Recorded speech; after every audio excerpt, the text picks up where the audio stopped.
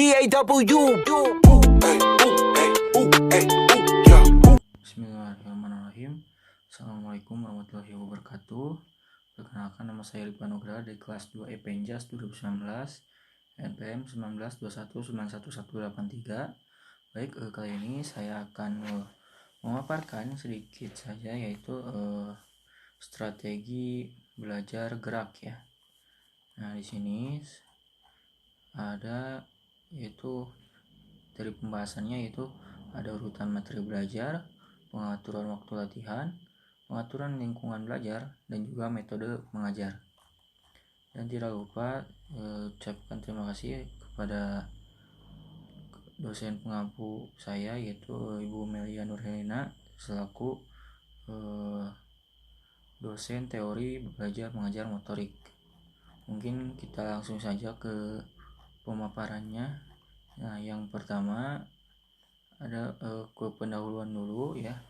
Jadi kemampuan untuk belajar merupakan istimewa makhluk hidup, dan belajar juga menjadikan organisme mampu mengadaptasi pada kondisi tertentu dari lingkungan yang memanfaatkan keuntungan dari pengalamannya. Nah, untuk manusia, belajar menjadi lebih sangat penting. Kenapa? Jadi kita bayangkan aja kesukaran yang dihadapi manusia jika mereka dipaksa untuk menjalani kehidupan dengan dibekali semata-mata dan juga kemampuan yang dibawanya sejak lahir. Jika demikian, manusia juga akan menjadi makhluk hidup yang sangat sederhana dan juga tidak dapat berjalan, berbicara, menulis, membaca, apalagi melakukan gerak keterampilan kompleks yang termasuk ke dalam olahraga, penampilan seni, dan juga kegiatan sehari-hari atau aktivitas ya. Nah, mungkin kita langsung saja ke pembahasannya ya.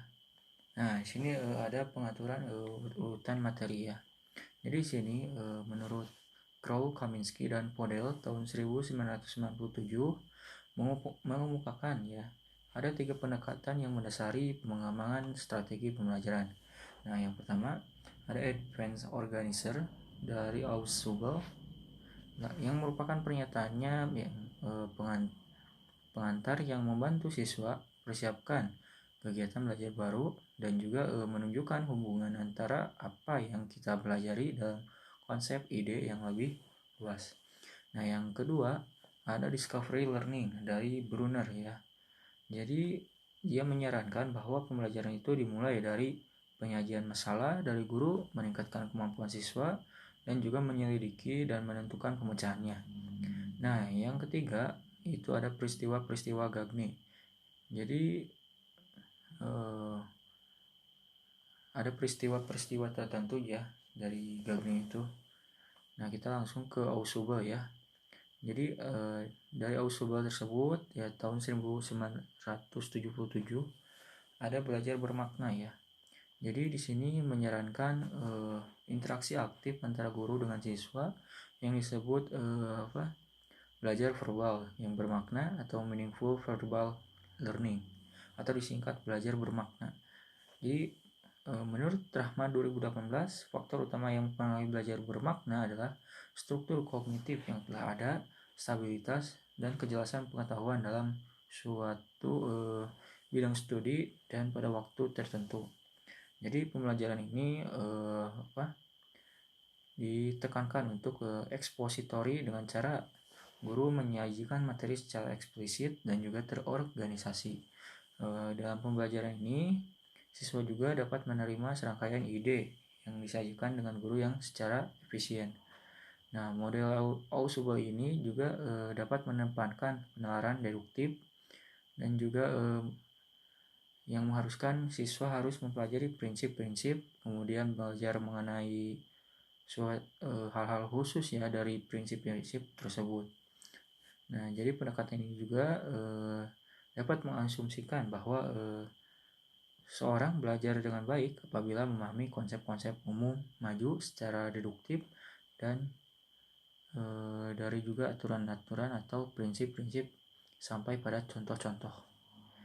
Oke, selanjutnya ke Advanced Organizer. Jadi Advanced Organizer ini menggunakan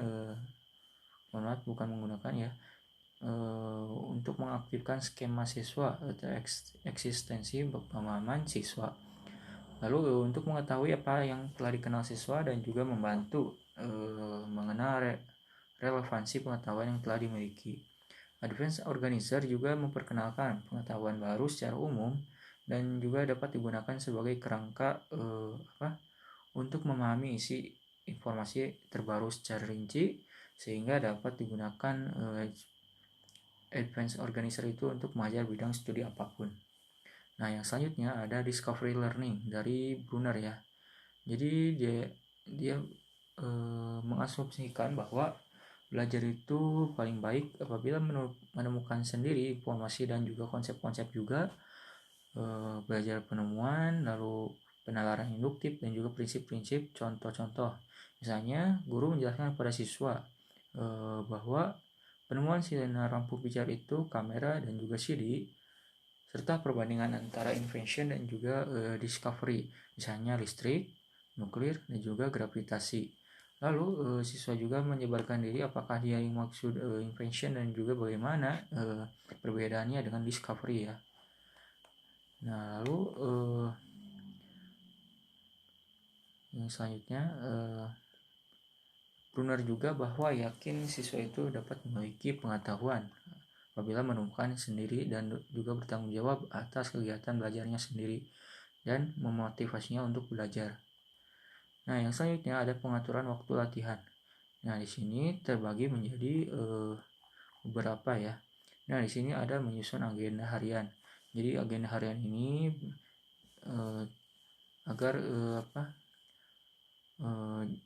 fisik kamu lebih ke seimbang, dan juga ada jadwal istirahatnya juga untuk waktu latihan.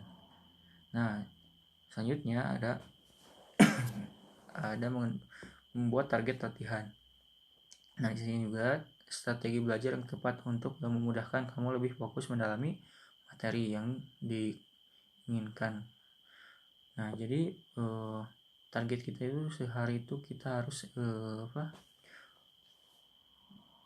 yang fokus mendalami materi itu seperti apa sih gitu.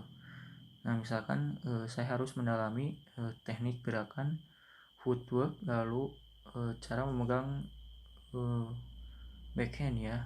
Nah, itu harus didalami terlebih dahulu agar lebih fokus dan juga terkuasai. Nah, yang selanjutnya ada menentukan waktu luang. Nah, maksud menentukan waktu luang itu ketika kamu di jam sibuk, luangkanlah waktu seluang mungkin ya, atau bersantai sejenak untuk mendengarkan musik. Dan itu juga menentukan waktu luang itu agar menghindari stres dan juga membuat lelah. Mungkin seperti itu ya teman-teman. Nah, yang selanjutnya ada pilih metode yang latihan yang sesuai. Jadi kamu itu harus mencari metode yang sesuai dengan diri kalian masing-masing gitu. Nah, selanjutnya disiplin dan konsisten. Ibaratnya kamu itu kamu mentarget dari 1 bulan dari sekarang itu kamu harus push up minimal 1 hari itu 20. Jadi dikalikan 30 itu terhitung ada 600 ya. 600 kali push up dalam waktu 1 bulan. Nah, mungkin seperti itu ya. Nah, yang selanjutnya lakukan evaluasi. Jika kamu sudah terapkan, juga kamu harus mengevaluasi diri kamu sendiri dalam waktu seminggu itu latihannya. Apakah kamu itu lebih konsisten atau tidak?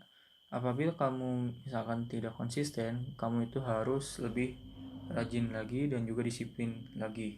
Mungkin seperti itu teman-teman. Nah, yang selanjutnya ada pengaturan lingkungan belajar. Nah, di sini juga ada prinsip pengaturan lingkungan belajar dan juga bermain anak. Nah, yang pertama itu ada tingkat perkembangan anak. Di sini juga lingkungan belajar dan bermain juga harus disesuaikan dengan tingkat perkembangan anak, baik dari kognitif, motorik, bahasa, dan juga psikososial. Nah, yang kedua ada stimulasi perkembangan anak.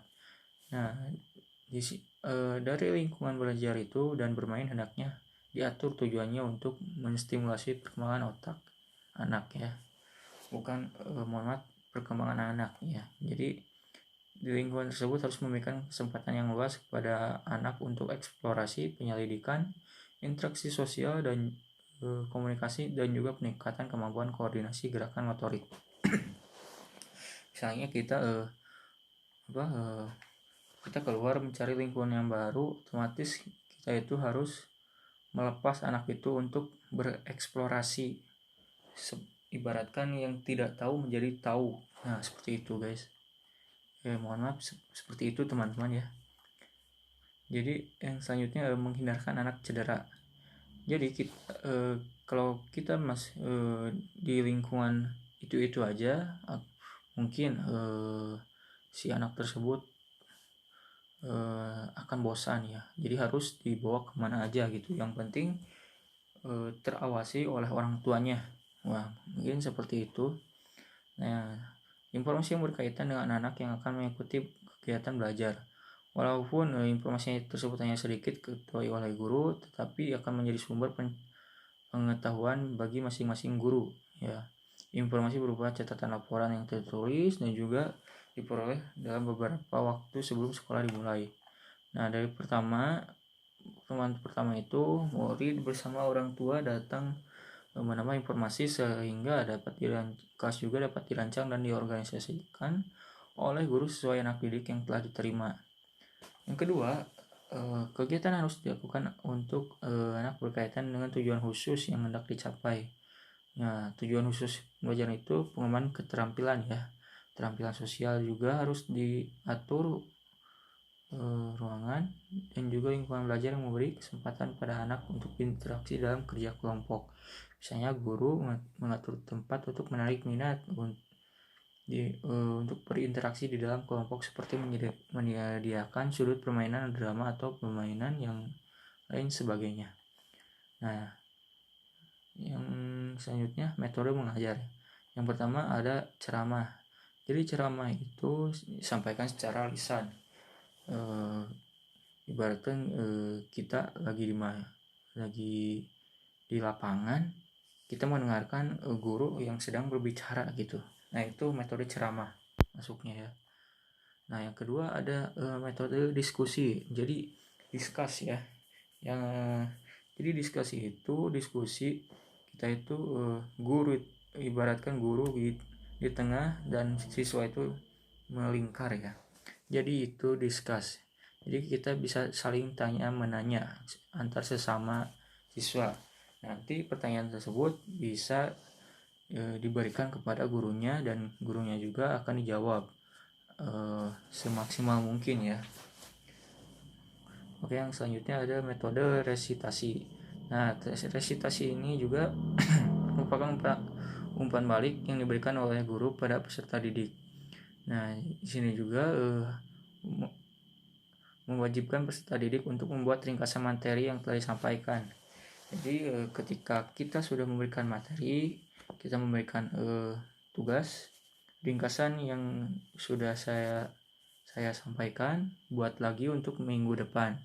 Jadi si anak tersebut bisa ingat materi apa sih minggu yang kemarin yang sudah kita lalui gitu. Nah, jadi dengan membuat ringkasan itu, siswa itu tahu yang minggu kemarin itu materinya apa, yang dilakukannya bagaimana, apakah dia itu sudah paham atau tidak. Mungkin seperti itu teman-teman. Nah, yang selanjutnya metode eksperimen. Jadi eksperimen ini cukup efektif juga untuk mendapatkan kesimpulan terhadap suatu permasalahan. Dengan adanya eksperimen, peserta didik juga harus menjalankan serangkaian proses ilmiah diperoleh untuk suatu hasil ya. Nah, maksud eksperimen ini jadi kita cari tahu apakah itu benar atau salah.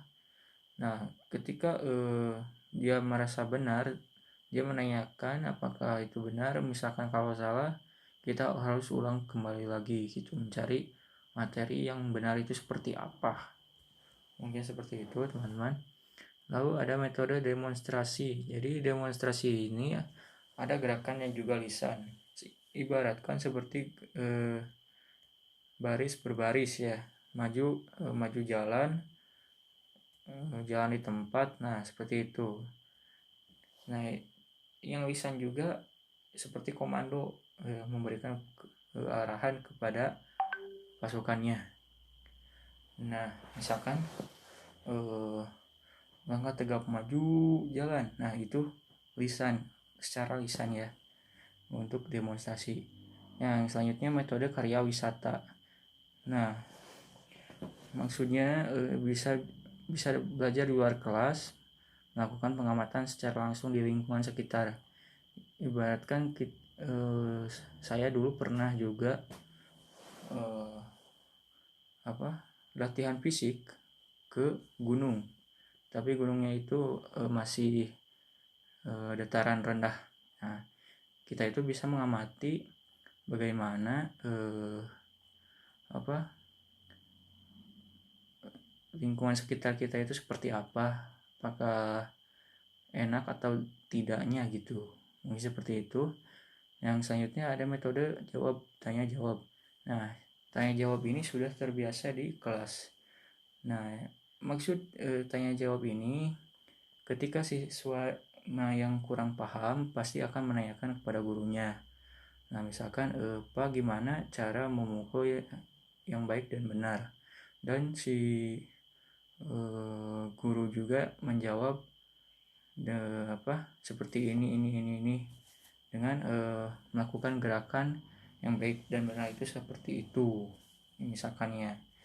Nah itu teman-teman. Lalu ada metode discovery. Discovery ini juga melibatkan partisipasi aktif dan juga mandiri pada peserta didik. Jadi bapak atau ibu guru atau calon ibu guru atau calon bapak guru hanya berperan mengarahkan kegiatan pembelajaran. Untuk mempelajari materi secara keseluruhan dibutuhkan keaktifan dan juga kemandirian. Mungkin seperti itu teman-teman. Jadi kesimpulannya, strategi itu berasal dari bahasa Inggris, yaitu strategi, yang artinya siasat, akal, atau ilmu perang. Pada awalnya istilah strategi seringkali digunakan untuk di kalangan militer yang dapat diartikan seni merencanakan gerakan militer dalam suatu pertempuran atau perang utama dalam hubungannya dengan gerakan pasukan darat, laut, dan juga udara ke arah sasaran yang menguntungkan untuk bertempur. Jadi pengertian di atas ini, strategi juga dapat dirumuskan sebagai dasar yang mengacu pada perencanaan, pengelolaan, dan juga mencapai tujuan. Nah, strategi juga dapat diasumsikan sebagai siasat, cara, atau taktik ya. Jadi guru juga menetapkan pendekatan pembelajaran, maka selanjutnya guru harus menyusun sebuah strategi dalam pembelajaran.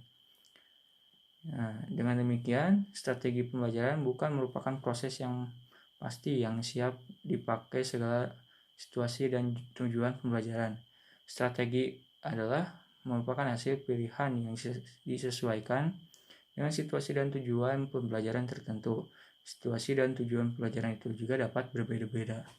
Mungkin itu aja yang bisa dapat saya sampaikan. Mohon maaf bila ada kekurangan dalam pembuatan video ini ya. Mohon dimaafkan. Terima kasih. Wassalamualaikum warahmatullahi wabarakatuh.